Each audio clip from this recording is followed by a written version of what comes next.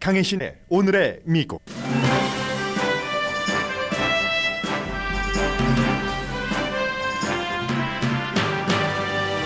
팍스뉴스가 명예훼손 소송을 당한 도미니언 보링 시스템사에 가장 큰 금액인 명예훼손 소송 사상 가장 큰 금액인 7억 8,700만 달러를 주고 합의했습니다. 팍스는 졌지만 더한 망신을 당하는 본격적인 전쟁인 재판은 피하게 됐고 도미니언은 회사답게 실리를 챙겼습니다.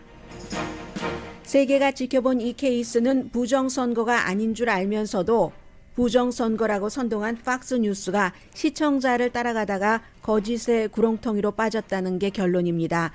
문제는 시청자가 만들어내는 돈을 따라가다 거짓을 일삼은 것이고 팍스가 이를 인정했습니다. 윤석열 대통령이 로이터 통신과의 단독 인터뷰에서 우크라이나에 무기 지원을 할 가능성에 문을 열었다고 로이터 통신이 보도했습니다. 다음 주에 미국 국빈 방문에서 정상회담 결과가 어떻게 나올지를 대강 짐작할 수 있는 인터뷰입니다. 엘라바마주 생일 파티에서 발생한 총격 사건 용의자로 2명의 10대 청소년이 체포됐습니다. 공화당 정치인들 가운데 현재 트럼프 전 대통령을 2024년 공화당 대선 후보로 지지한 사람이 54명, 디센티스 플로리다 주지사를 공식 지지한 사람은 3명입니다. 그러나 워싱턴 포스트는 오늘 일면에 디센티스 후보가 어떻게 지난 100년 사이 가장 강력한 주지사가 됐는지를 조명했습니다. 공화당 여성 의원들이 사임 압박을 받고 있는 민주당 다이언 파인스타인 상원 의원 방어에 나섰습니다. 당 우선이냐 성별 우선이냐에서 공화당 여성 의원들은 성별을 선택했습니다. 연방대법원은 오늘 항소법원이 판결하는 동안 낙태약을 지금처럼 사용할 수 있을지에 대해 판결합니다. 스트리밍 서비스가 텔레비전을 대체하는 걸 넘어서 텔레비전을 다시 만들고 있다고 악시오스가 보도했습니다. 그러면서 소비자들은 케이블과 같은 비용을 스트리밍 서비스에 내게 됐습니다.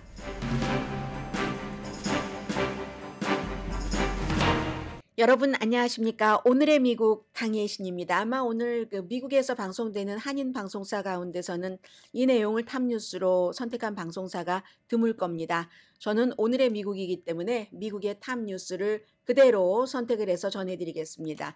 팍스뉴스가 명예훼손 소송을 당한 도미니언 보링 시스템사에 7억 8,700만 달러를 주고 합의했습니다. 어제 그렇지 않아도 예정대로라면 로스앤젤레스 시간으로 새벽 6시에 재판이 시작됐어야지 됐고 그래서 제가 어제 방송이 진행되는 동안 한마디도 여기에 대해서 말씀드리지 못했습니다. 결국은 로스앤젤레스 시간으로 오후 1시쯤 거의 양측 변호사들이 이제 오프닝 스테이트먼트를 하려고 하는 그때에 합의가 이루어져서 배심원들이 이제 짐 챙겨가지고 나갔거든요. 16억 달러를 도미니언 보링 시스템은 요구를 했지만 그것보다 작습니다. 7억 8,700만 달러인데 이것이 미국에서 명예훼손 소송으로는 가장 큰 금액이거든요. 언론사 상대 명예소송에서 가장 큰 금액입니다. 그리고 7억 8,700만 달러면은 팍스가 2022년도 전체 매출이요. 이윤이 아니라 매출의 6%니까 대단한 거죠.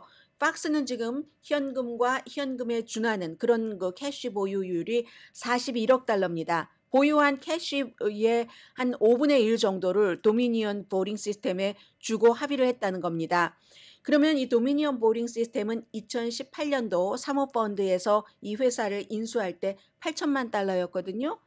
팍스에서 받아내는 돈이 7억 8,700만 달러, 거의 10배입니다. 당시에 그 회사의 2018년도의 가치보다. 그런데 이제 뒤에 청취자 여러분들과 또 저와 오늘의 미국과 라디오 서울과 연관되는 것을 전해드리겠습니다만은 일단 이 재판에서 보면은 팍스가 재판에서는 진 거죠. 합의를 했지만 돈을 줬으니까. 전쟁에서는 이겼다고 볼 수 있습니다. 왜냐하면 재판이 한 6주일 동안 진행되면서 루퍼트 머독도 텔레비전으로 막 생중계도 되고 할 수도 있는데 우리가 알고도 거짓말로 계속 그랬습니다. 돈 벌기 위해서.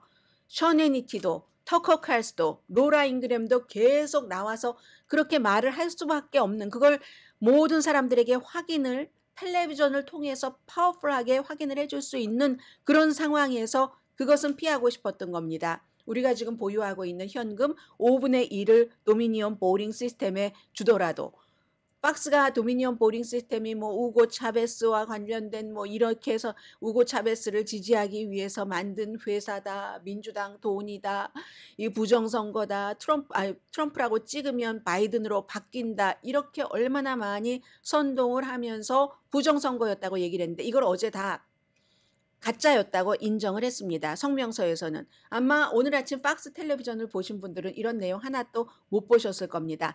다만 도미니언도 이만큼의 2018년도 회사 가치의 10배를 받는 대신에 박스가 텔레비전에서 공식적으로 이 모두한 것을 소소히 밝히면서 사과하는 것, 이것은 조항에 넣지 않았습니다. 다만 어제 성명에서 지금까지 재판부가 얘기했었던 것, 션 해니티, 터커 칼슨, 루퍼트 머덕이 다 그 지적했었던 것들. 그래서 심지어 터커 칼슨은 어떤 기자가 제대로 보도를 하면 저 기자 잘라버려야지 돼, 막 이렇게 얘기를 하고, 션 해니티도 1초도 시드니 파웰이라는 저 여자가 말하는 걸 나는 믿지 않아 하면서도 계속 출연시켰다는 거잖아요.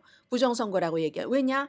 아주 더 조잡한 방송을 하는 뉴스맥스나 원 아메리카 네트워크나 에폭 타임즈나 이런 데로 시청자가 가는 것을 막기 위해서 그랬다는 겁니다. 돈 때문에 이걸 주고라도 아무튼 그런 것을 최고 경영자, 뉴스 디파트먼트의 최고 경영자, 스타 오피니언 리더들이 텔레비전에 나와서 얘기하는 것은 아무튼 막기 위해서, 그러니까 이 부분에서는 이겼다고 보는 겁니다. 배심원들이 다 자리에 앉고 나서 2시간도 더 지나서 이게 합의를 된 거거든요. 그래서 도미니언에 대해서 이제 재판부가 그동안 여러 가지 뭐 텍스트, 전화, 메시지, 이메일 등등을 통해서 법원이 이제 가짜 뉴스를 알면서 뿌렸다 하는 그런 그 법원의 지금까지의 판단을 팍스가 성명에서 인정을 했습니다. 처음에는 얼마나 도미니언이 거짓말한다고 하더니 결국은 인정을 했고, 앞으로 언론의 아주 높은 표준을 따르겠다라고도 했지만 지금까지 팍스가 해온 그 높은 표준을 이어가겠다라고도 얘기를 했습니다. 다만 방송에서 사과하지 않기 때문에 팍스 텔레비전을 보신 분들은 이 내용에 대해서, 팍스에 대해서는 보실 수가 없을 겁니다. 어제 이제 재판이 이제 합의가 끝나고 나서 완전히 양쪽이 다 스타 변호사들이잖아요. 팍스의 변호인들이 막 뒤로 그냥 나갔습니다. 나가고 도미니언 보링 시스템들의 변호사들은 활짝 웃으면서 그 CEO와 함께 막 경쾌한 걸음으로 법원 밖으로 나와서 기자회견까지 했죠. 이게 진실과 민주주의에 대한 인정이다. 그런데 도미니언이 회사인데 무슨 민주주의를 뭐 되돌려 놓기 위해서 이렇게 싸운 건 아닙니다. 본인들이 이제 피해 받은 거 보상받고 앞으로의 그 평판을 회복하기 위해서 한 거고요. 그래서 사실 이 어제 그 재판 직전에 합의는 팍스가 그렇게 거짓말을 했다는 것을 몇 년 동안 계속 그래왔던 것을 철저하게 밝혀지기를 원했던 사람들에게는 굉장히 실망인 거죠. 그게 실망인 것은 사실이지만 도미니언은 재정적으로 무척 스마트한 결정을 내렸다. 그리고 도미니언 보링 시스템이 그런 결정을 내렸다고 해서 비난할 사람도 없습니다. 어차피 이번에 이겨서 16억 달러를 받는다 하더라도 그럼 팍스가 가만히 있겠습니까? 몇 년이라도 계속 항소하면서 도미니언이 아니야, 틀렸어, 잘못했어 하는 것을 이어갈 테고, 그러면 도미니언은 시간 낭비하고 나중에 또 최종적인 결과가 언론사를 상대로 한 명예훼손 소송이기 때문에 어떻게 될지도 모르고, 아주 그 말힘 좋은 뭐 션 해니티나 터커 칼슨 같은 사람이 또 이런 어떤 말을 배심원들에게 속삭일지도 모르고 하니까 이 정도에서 우리가 16억 달러를 요청했지만 반 정도인 8억 달러 정도, 반 조금 못 미쳐서라는 그런 것을 남기고 싶어서 거의 8억 달러지만 8억으로 안 자르고 뭐 7억 8천 얼마 이렇게 잘라냈다고 저는 그렇게 보고 있습니다.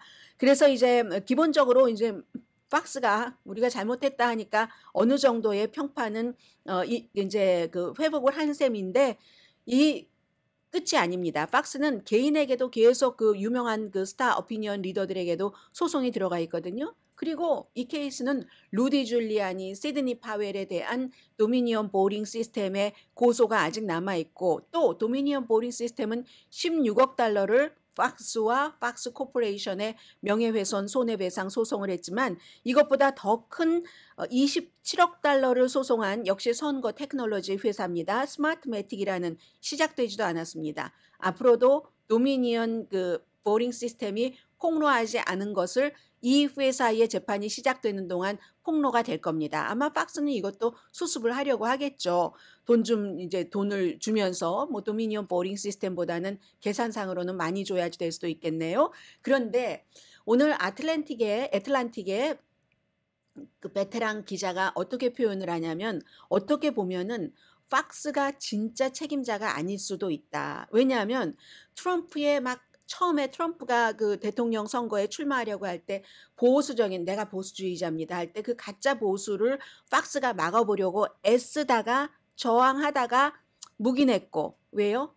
시청자 때문에. 부정선거 주장도 처음에는 그렇게 안 하려고 했었습니다. 그러다가 무릎 꿇고 말았습니다. 시청자에게 받아들이고 말았습니다. 시청자를 잃기 싫었기 때문에. 그래서 사실은 진짜 파워는 시청자에게 있는 것이고 뭐 라디오도 마찬가지입니다. 청취자가 진짜 파워가 있는 겁니다. 실권은 시청자에게 있었고 팍스가 시청자의 손안에서 대롱대롱 달려 있었다는 겁니다. 후발주자인 오하나, 뉴스맥스 이런 데 아마추어적이고 조잡한 컨텐츠 애틀란틱의 지적입니다. 그런 회사가 팍스를 위협을 해서 그랬는데 그러면 여전히 앞으로도 이 팍스는 돈을 버는 것이 목적이라면 또 다른 매체, 또 다른 우파에 여전히 위협이 열려 있는 것이다. 이런 지적을 하고 있고요. 그러면 다른 언론들은 어떻습니까? 이 시청자나 때로는 청취자가 뭔가를 음모론에 팍스가 그동안 뿌린 게 음모니까 음모론에 빠져 있을 때 조금 잠시 짧은 기간 동안 욕먹고 시청자 청취자를 잃더라도 그것이 음모라는 것 가짜라는 것을 분명히 알면은 언론은 그 가짜입니다. 욕먹을 각오하고 단기간에 돈을 조금 잃을 각오하고도 그렇게 나가야지 되는 것 아닌가요? 그래서 애틀란틱은 아주 풍자적으로 이거는 팍스의 책임이 있는 게 아니라 시청자에게 책임이 있다라고도 얘기를 한 거지만 결국은 언론사의 책임이라고 보시면 되고요. 팩트는 팍스가 몇 년 동안 시청자에게 거짓말인 줄 알면서 돈 벌려고 거짓말 방송을 했다 하는 겁니다. 그리고 이코노미스트는 며칠 전에 어떤 글을 썼냐면요. 2021년도에 숨진 러쉬 림보, 한국 분들 가운데서도 보수주의자이신 분들은 러쉬 림보의 라디오를 나중에 이제 팟캐스트로 옮겨간 러쉬 림보의 쇼를 많이 들으셨습니다. 굉장히 입심도 좋고 연구도 많이 하고 무엇보다도 오디너리 피플들이 생각하고 있는 것을 그대로 전해준다 했는데 이 시청자가 오히려 팍스를 쥐고 있었던 하고 마찬가지로 러쉬 림보가 1990년대 초부터 30년 동안을 계속 생각했었던 것이 라디오로 성공해서 팟캐스트로도 성공할 때는 항상 뭐 교육받은 사람들은 이게 이렇다 저렇다 틀렸어 맞았어 뭐 이렇게 하려고 하지만 사실은 러쉬 림보는 언제나 종교적으로 보수 또 일하는 블루칼러 그런 사람들의 말을 듣고 그 사람들이 원하는 말을 해준다는 겁니다. 이게 사업이야. 이게 비즈니스야. 하면서 계속 그 행진을 했는데 사실은 팍스가 라디오에서의 러쉬 림보의 스타일을 텔레비전으로 끌고 왔다는 거죠. 아무튼 러쉬 림보가 그렇게 인기 있고 돈을 잘 벌고 하는 것은 지금 자신의 방송 프로그램을 듣고 있는 사람들이 무엇을 원하는가 그걸 잘 파악을 해서 그 말을 조금 더 세련되고 자료를 뒷받침해서 재미있게 말도 아주 재미있게 하잖아요. 아주 편안한 차림으로. 그래서 이겼다. 30년을 한결같이 이렇게 해왔었다 하는 건데 사실은 이게 꼭 맞는 것인가 하는 것을 이제 다시 한번 생각을 하게 하는 거죠. 시청자 따라가기. 러쉬 림보의 말대로. 러쉬 림보가 설령 시청자가 지금 청취자가 분명하게 틀린 생각이 있을 수 있잖아요. 음모론에 막 물들어서. 그런데도 시청자가 저걸 원하니까 나는 그걸 말해줘야 돼. 그래야지 광고가 많이 붙거든 하는 생각을 하는 것이 옳은 것인가? 뭐 제가 여러분들께 이제 여러분과 제가 오랜 동안 같이 방송을 하고 있기 때문에 그냥 저의 입장이라고도 생각을 하셔도 괜찮을 것 같습니다. 그리고 어떠한 언론의 사명 같은 것이 이번에 경계라고 할까요? 이런 것들이 표현의 자유에 있어서의 경계 같은 것이 팍스와 도미니언 보링 시스템에서 다 드러났기 때문에 한번 기회가 있어서 말씀을 드리는 겁니다. 팍스도요. 선거가 끝나고 나서 3개월 동안은 트럼프 전 대통령 인터뷰 안 했습니다. 싹 외면하고 론 디센티스를 날마다 띄워줬어요.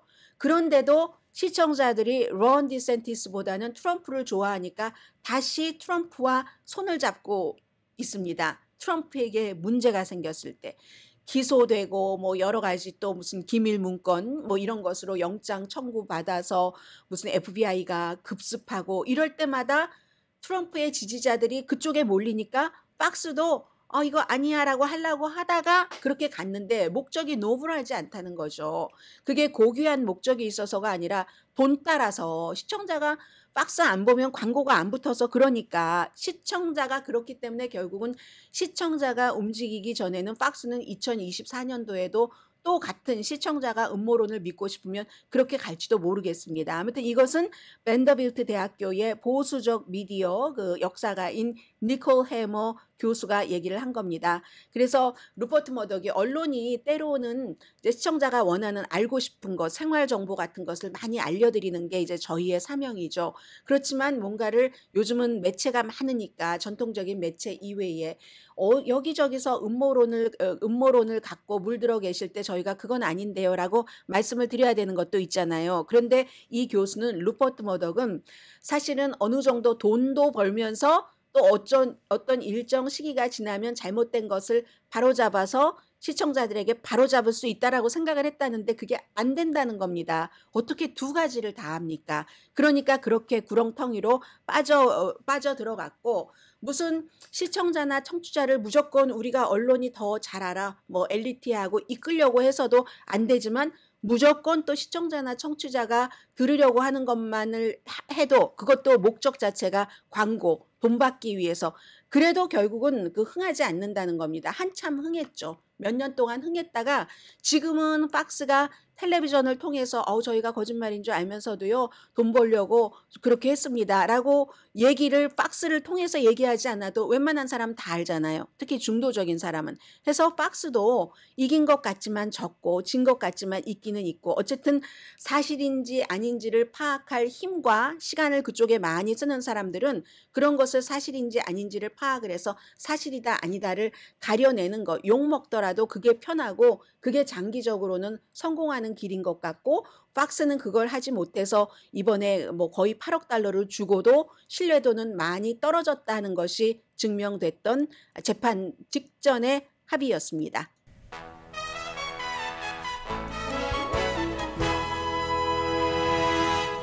오늘 뉴스가 탑 뉴스가 좀 갈려져 있거든요. 박스를 제외한 다른 뉴스들은 박스에 관한 것 어제 이후에 오늘까지 탑 뉴스로 전하고 그 밖에 탑 뉴스는 여전히 총기냐 뭐 연방 대법원이냐 아니면 지금 정치적인 문제냐 저는 광고 들으시는 동안에 순서를 결정하려고 합니다.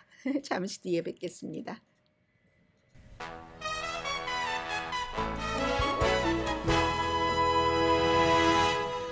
라디오 서울 방송 오늘의 미국 듣고 계십니다. 네, 이제 지금부터 한국도 총선, 미국도 대선 해서 뭐 거의 비슷한 기간이 남아 있는데 하니까 어떤 때는 이제 조금 가볍게 브리핑하는 스타일로 어떤 때는 조금 뭐 좀 깊이 있게 상황에 따라서 그렇게 좀 이제 선거 뉴스를 전해드리겠는데요. 오늘은 기본적으로 지금 플로리다의 론 디센티스 주지사가 나오네요. 어제 플로리다주의 론 디센티스 주지사가 워싱턴 DC를 방문했습니다. 워싱턴 DC를 방문을 해서 플로리다주 출신의 연방 의원들을 단속하기 위해서 플로리다주의 연방 의원들이 누구를 지지하느냐? 트럼프를 지지하느냐? 론 디센티스를 지지하느냐. 같이 플로리다가 기반이니까 두 사람이 이게 좀 영향을 미치지 않겠어요? 그래서 그러기 위해서 어제 이제 의회에 갔는데 뭐 론 디센티스에 대해서 뭐 시위하는 사람도 있었다고 하고 하니까 어떤 사람은 가만히 뭐 걔가 지질 때 주차돼 있는 차를 향해서 지지지 않는다. 뭔가 위협이 된다고 할 때 그렇다 하면서 시위조차도 아주 긍정적으로 받아들이는 그런 모습도 있었습니다. 현재까지는요. 아직까지는 트럼프 전 대통령이 일반 여론에서도 그렇지만 의사당의 정치인들 사이에서도 2024년도 나는 트럼프를 공식 지지합니다. 이렇게 밝힌 사람이 훨씬 많습니다. 아직 하원에서는요. 밝히지 않은 사람이 공화당만입니다. 민주당은 아니고 176명. 222명 가운데서 176명. 트럼프를 지지하겠습니다. 45명. 그리고 디센티스는 45명 대 3명밖에 안 돼요. 상원으로 가면은 상원은 지금 공화당이 49명이잖아요. 상원 의원이. 그 가운데서 39명이 아직 결정하지 않았다고 하고 9명은 트럼프. 한 명은 이건 이제 론 디센티스도 아니네요. 뭐 별로 후보가 될 가능성 없는 것 같고. 그래서 뭐 9명은 대강 뭐 짐작이 되는데요. 무슨 뭐 아주 콜로라도주에서 그 하원 의원이고요. 뭐 테드 크루즈 이런 사람이 되겠죠. 뭐 조시 하울리 뭐 이런 사람들이 될 것 같습니다. 그렇게 돼 있는데 그래서 이제 아무튼 공화당 정치인들은 아직까지는 트럼프 전 대통령을 지지하는 사람이 많지만 그래도 215명이 지지를 선언하지 않았습니다. 하원 221명, 상원 49명 중에서 215명이 아직 결정하지 않았다는 그런 얘기고요. 그런데 이제 오늘 아침에 워싱턴 포스트를 보면은 일면에 굉장히 길고 심도 있는 기사입니다. 워싱턴 포스트가 이제 특징이 정치에 가장 강하기 때문에 론 디센티스라는 사람을 정치에 강한 신문 워싱턴 포스트는 주목을 하고 있는 겁니다. 지금 최근에 트럼프 전 대통령보다 많이 지지율이 떨어졌어도 이 사람이 보통 사람이 아닌데 물론 워싱턴 포스트는 굉장히 진보적인 신문이기 때문에 기본적으로는 론 디센티스를 공식 지지하는 그런 입장이 될 수는 절대로 없지만 이 사람이 어떻게 플로리다주에서 지난 100년 거의 1세기 만에 가장 강한 주지사가 됐는가 하는 것을 아주 심도 있게 파악을 했거든요. 제가 모든 분들께 다 자세히 뭐 알고 계실 필요는 없을 것 같아서 핵심적인 부분만 말씀을 드립니다. 론 디센티스 플로리다 주지사는 지난번 선거에서 거의 20%, 19. 몇 퍼센트 차이로 상대 후보를 누르고 이겼는데 이게 다른 많은 지역 선거에서 공화당이 고전을 할 때 우뚝 솟은 겁니다. 그런데 어떻게 이렇게 표 차이가 됐는가 하는 것이 2018년도에는요. 불과 32,000표 차이로 주지사가 됐거든요.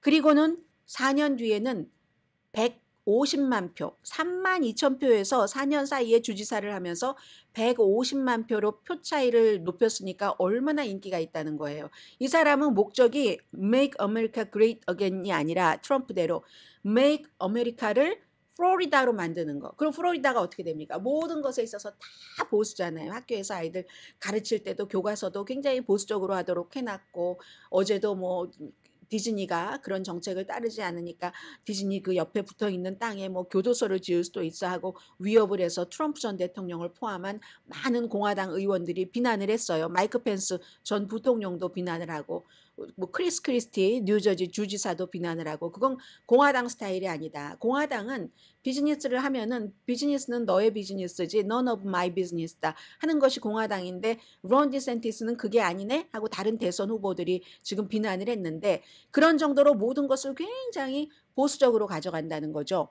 코비드 19 때 본인이 이제 무슨 일이 있어서 사람들에게 발표를 해야지 될 때 뒤에 학생들이 쭉 있고 하잖아요. 그럴 때 마스크 쓰고 있는 학생들에게 막 호통을 쳤대요. 마스크 벗으라고.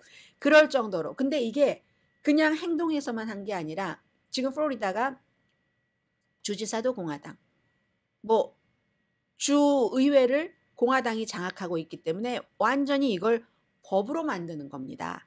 법안으로 통과 빨리 시켜서 빨리빨리 서명하고 그러니까 이게 이렇게 지지가 강해졌다는 겁니다. 공화당 내부에서의 지지가 뭐 낙태, 총기, 인종, 이민 전부 무슨 뭐 이민은 뭐 어떤 텍사스주에서 뭐 난민 신청을 하려고 하는 사람을 전세기 띄워서 뭐 저기 마셔스 비니어드 동북부로 보낸다던가 얼마나 많았습니까? 그런데 그러한 것들이 굉장히 그 보수적인 그 공화당에서는 많은 지지를 받는다는 거죠. 그렇게 지금 힘을 키우고 있다는 겁니다. 우선 굉장히 극단적이 돼야지만 예비선거에서 당선되니까. 그 뒤에는 항상 그렇습니다. 후보들이. 민주당 후보도요.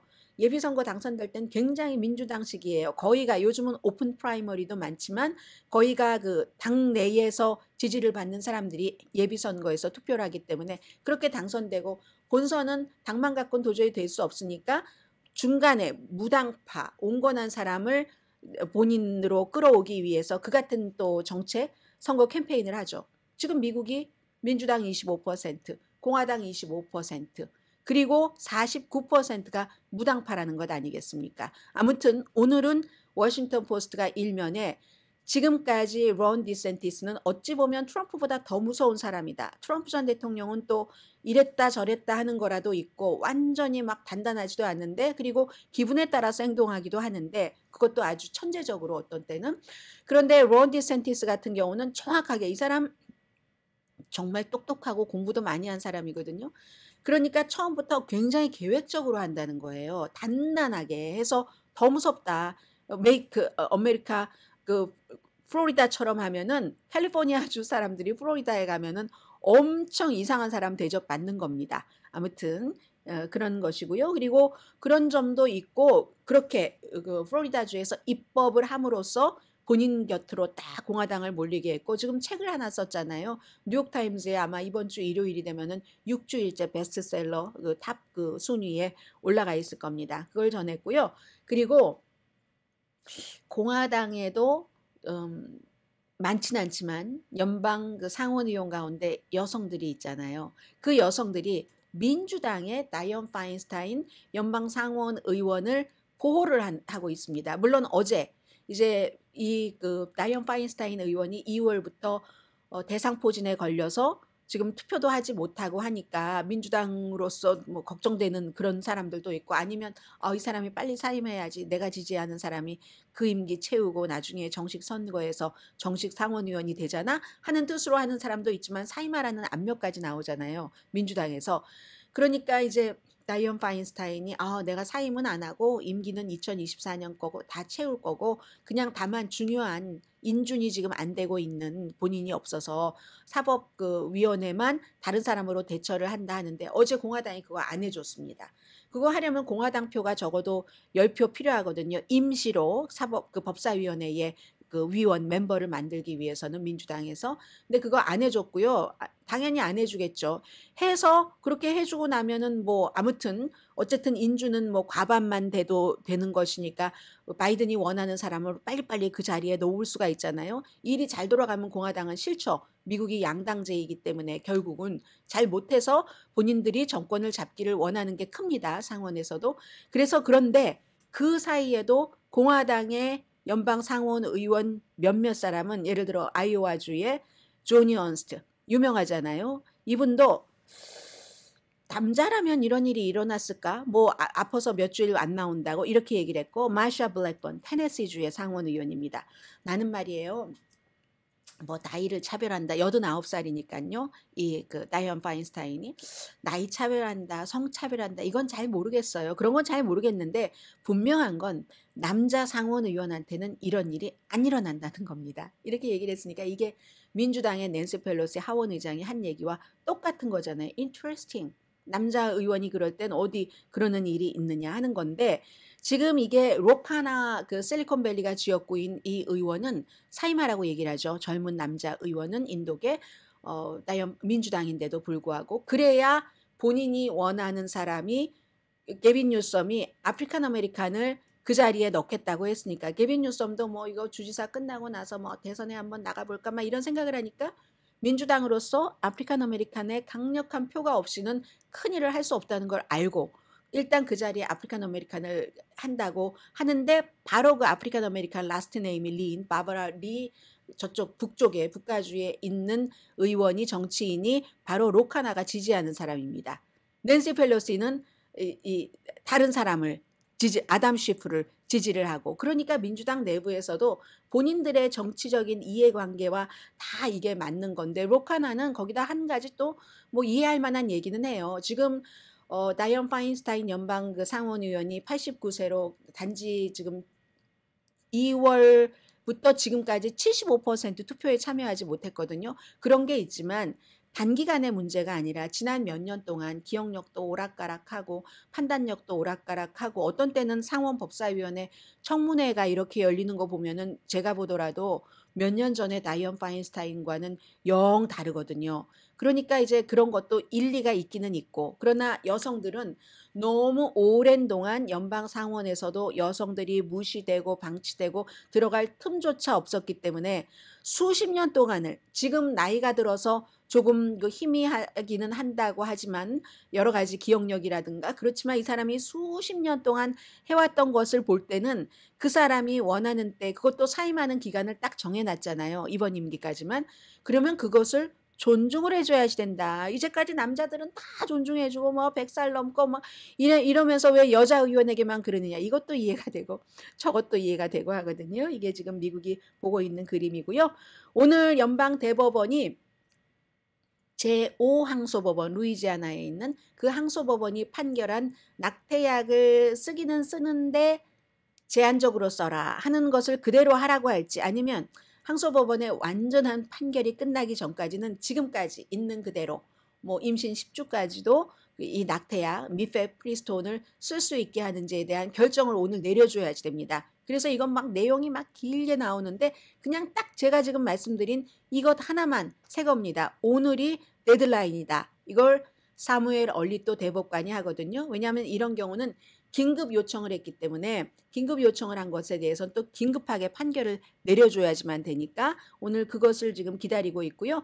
그 어떤 판결이 나오더라도 캘리포니아주를 포함한 17개 주와 워싱턴 DC에서는 또 그대로 프리스톤이라는 약을 뭐 또 사용할 수 있게 되고요. 자, 이런 정도 얘기 엘라바마 뭐 이런 얘기는 잠시 뒤에 전해드리겠고요. 잠시 뒤에 세상의 변화와 함께 전해드립니다.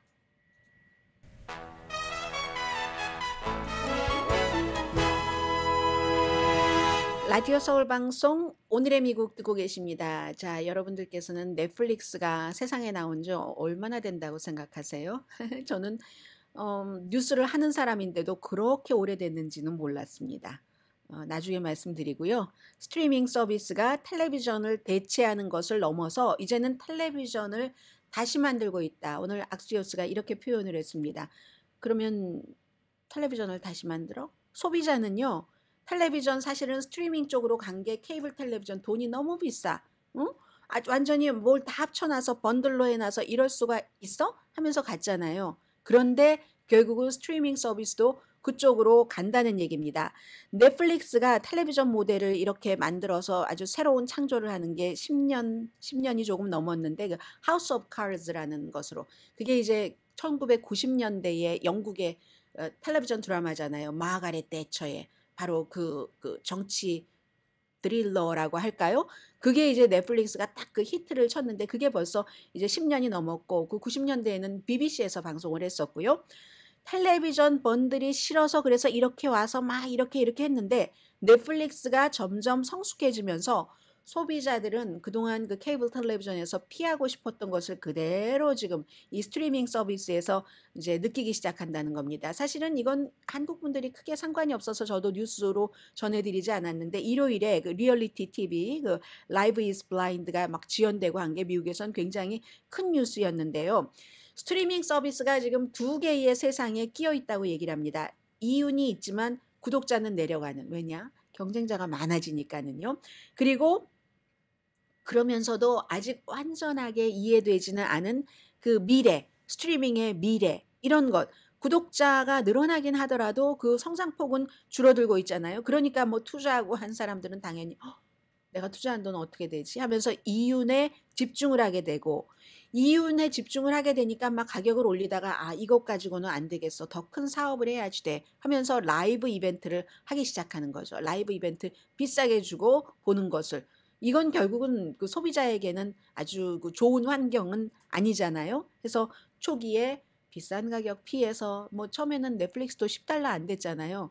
그렇게 해서 대안으로 왔는데 뭐 조금 기다리기만 하면 좋아하는 쇼를 막 몰아서 볼 수도 있고 하니까 그런데 이제는 이게 넷플릭스 하나도 아니고 뭐 디즈니, 애플 플러스, 파라마운트 또 하나 어디죠? 큰데 있는데 컴캐스트 이렇게 되니까 뭐 오래된 무슨 쇼 그 드라마 같은 뭐 프렌즈 같은 거, 샤인필드 같은 거 이게 뭐 한 군데에 내가 훌루에 가입했다 하면 훌루에 이 내가 좋아하는 이게 다 들어 있으면 좋은데 하우스 오브 카드스까지 그게 아니라 어느 거는 넷플릭스에 들어 있고 훌루에 들어 있고 애플 플러스에 들어 있고 그거 뭐였죠? 우리 그거 우리 한국 뭐 드라마도 있었잖아요.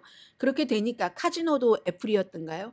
그렇게 들어 있고 하니까 이걸 다 조금씩 해야지 되는 거예요. 그리고 훌루도 처음에는 $5였다가 뭐 늘어나고 게다 대고 유튜브 같은 데서 라이브 하는 거는 얼마나 더 비싸요. 케이블보다 더 비쌉니다. 페이퍼뷰보다.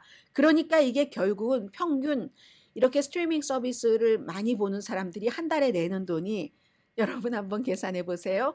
$55에서 $86까지랍니다. 이거 뭐 좀 보면 그렇게 되는 거예요. 돈 내고 보는 거 보면은. 그런데 평균 텔레비전 비용이 지금 $83라고 하거든요. 똑같아진 겁니다. 라이브 스트리밍이나 그러나 이런 그 케이블이나 비싸게 됐다 하는 거고요. 내년에 그래서 그 넷플릭스가 오스카 시상식 라이브까지는 못하지만 오스카 시상식 전에 오스카 시상식의 결과를 어느 정도 예측해 볼 수도 있는 그 스크린 길드 배우 협회의 시상식은 생중계를 한답니다.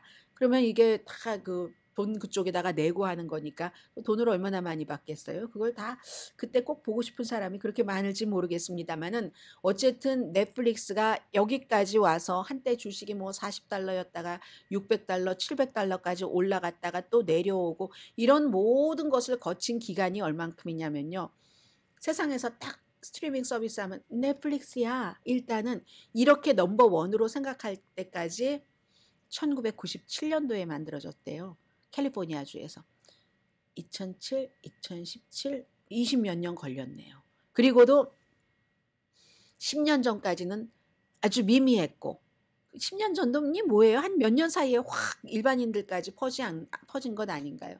그 정도로 모든 것은 아무튼 기다리고 버티고 실력을 키우고 하면 어느 정도 이제 뭐가 빛을 발하는데 빛을 발하면 뭐합니까? 다른 사람들이 가만히 있질 않아요. 또 쫓아오니까 나는 그것보다 더 높은 곳으로 더 넓은 곳으로 나아가야지 되는 인생이 너무 힘들어요. 넷플릭스도 힘들겠다 얘. 자, 몇 가지 총기 관련 뉴스를 좀 전해드리면 기본적으로는 4명이 숨지고 15명이 부상하고 크게는 다친 사람 전체적으로 32명이 되는 엘라바마 스윗 16 생일 파티에서 총격 사건을 일으킨 2명이 체포가 됐습니다. 17살과 16살인데요. 16살인데도 엘라바마주에서 지금 살인 혐의 등으로 이제 기소가 됐는데 성인 재판을 받게 한다네요. 그리고 어제 체포가 됐는데 동기는 아직까지 얘기하지 않습니다. 이 케이스는 참 이상해요. 처음부터 이 용의자에 대해서도 무슨 추정할 만한 동기에 대해서도 뭐 아직까지도 얘기하고 있지 않거든요. 그리고 야, 이거 정말 어린이네요. 아직 뭔가 판단력도 제대로 확실하게 서 있지 않을 그럴 정도의 청소년들이 이런 일을 저질렀습니다. 총을 손에 쥐고. 또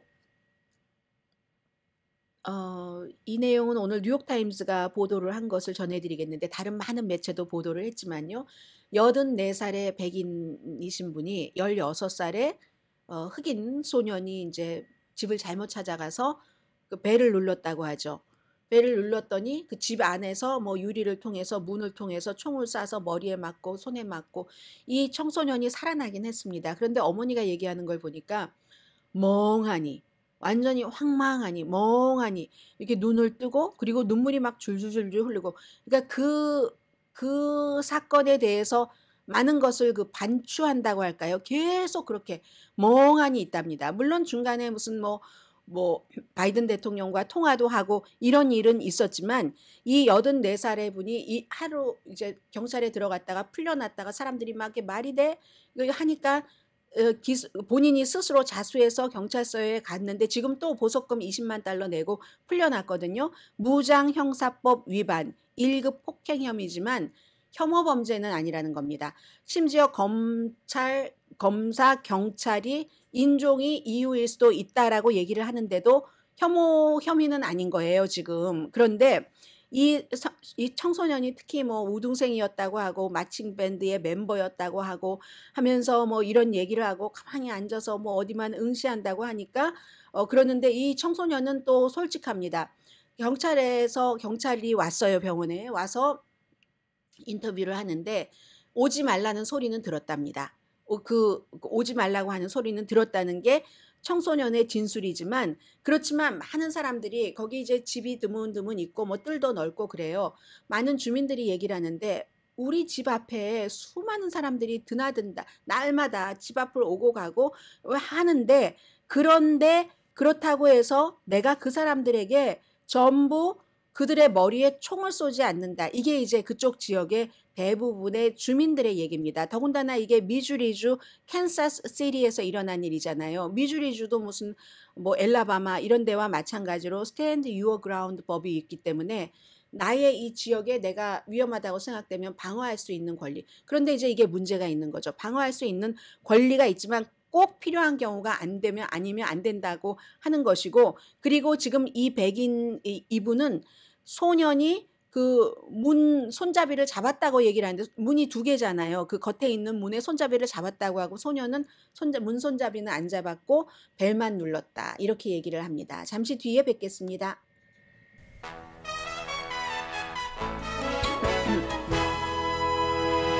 라디오 서울 방송 오늘의 미국 듣고 계십니다. 오늘 로이터 통신이 이제 익스클루시브라고 해서 우리 단독 보도 이렇게 해서 보도한 것을 보면은 뭐 내용은 여러 가지가 있고 깁니다만은 딱 그 새로운 것은 하나밖에 없습니다. 맨 앞에 나와 있는 윤석열 대통령이 이제 다음 주에 26일이 국빈 방문이니까 미국에 오잖아요. 미국에 오기 전에 이제 그 많은 그 언론사에서 받아서 그대로 쓰는 그런 로이터 통신과 인터뷰를 한 겁니다. 우크라이나에 무기 지원을 할 가능성의 문을 열었다. 이렇게 얘기했는데 이게 이제 바이든 대통령과 회담을 하러 와서 합의를 할 내용이 아닐까요? 그렇게 생각이 되는데요. 인도주의 지원과 경제적인 지원을 넘어서 그런데 조건은 붙였습니다. 만일 민간인이 러시아로부터 대규모 공격을 당한다면 이렇게 얘기를 하면서 한국은 1953년도 한국전에서 국제적인 군사 지원을 받았다. 이 얘기는 사실은 지난주에 파이낸셜 타임스의 한국 지국장이 그 컬럼에서 자세히 썼습니다. 물론 일부 많은 분들은 또 이 컬럼에 대해서 굉장히 분노하시는 분들도 계시겠지만 한국도 뭐 우크라이나와 마찬가지로 많은 사람들이 그렇게 해서 번영해서 오늘날의 국가가 된 것이 아니냐 그런 게 있었거든요. 그 점을 지금 그 윤석열 대통령이 로이터 통신과의 인터뷰에서 지적을 했고요. 불법으로 침입당한 국가를 방어하기 위해서 지원을 하는 데는 제한이 없어야지 된다. 이게 이제 민간인이 그렇게 당할 경우에는 그렇지만 각 나라와의 다 관계가 있으니까 이게 중국과 러시아와의 관계를 얘기를 하는 거겠죠. 적절한 선에서 하겠다라고 얘기를 하니까 당장 너무 당연한 것 아니에요. 클렘린에서 한국이 분쟁에 끼어들었군. 뭐 꼭 전쟁이라고 하진 않았어요. 러시아의 대변인은 한국이 분쟁에 끼어들었어. 불행하게도 분쟁에 끼어들었군. 뭐 이렇게 얘기를 하고 있고요. 그리고 파이낸셜 타임스의 크리스찬 데이비스라는 서울 지국장이 지난주에 컬럼에서 어떻게 썼냐면은 국방부의 기밀 유출 뭐 이런 거 막 얘기를 하면서 그 기밀 유출한 사실도 중요하지만 한국이 이렇게 우크라이나를 더 적극적으로 지원하는 것을 꺼려한다는 것을 다른 동맹국은 서운해한다는 거예요. 한국은 한국적인 입장이 물론 있다는 거 이해합니다. 이해한다고도 인정을 한다고도 했어요. 러시아와의 관계 그런 것들도 있지만 그럴 권리도 있고 그런데 또 우크라이나의 운명이 본인이 며칠 전에 뭐 만났던 한국 고위 관계자는 너무 멀어요 해서 사람들이 와닿지 않는다. 그것도 충분히 인정을 할 만하지만 그렇지만 자신들의 역사적인 경험을 돌아볼 때 부산에 있는 한국전 그 묘지에 가보면은 거기에 미국인, 영국인, 프랑스인뿐만이 아니라 캐나다인, 컬럼비아, 이디오피아인 군인까지 있다.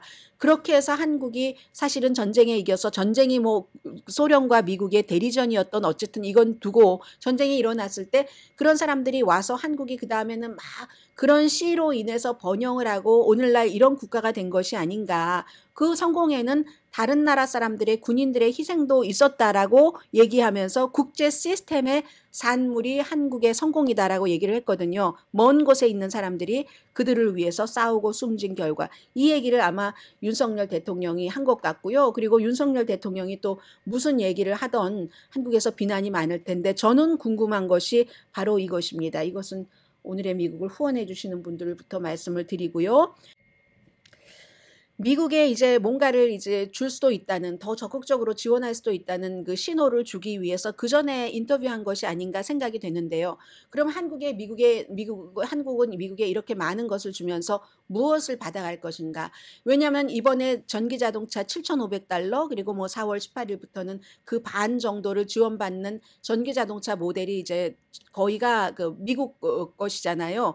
그러니까 그것도 글쎄 그 다음에 다른 것에 대해서는 어떨지 모르지만 한국은 그럼 무엇을 받아갈 것인가? 저는 그것이 굉장히 궁금합니다. 이 시점에 윤석열 대통령이 이렇게 준다면 강희신이었습니다.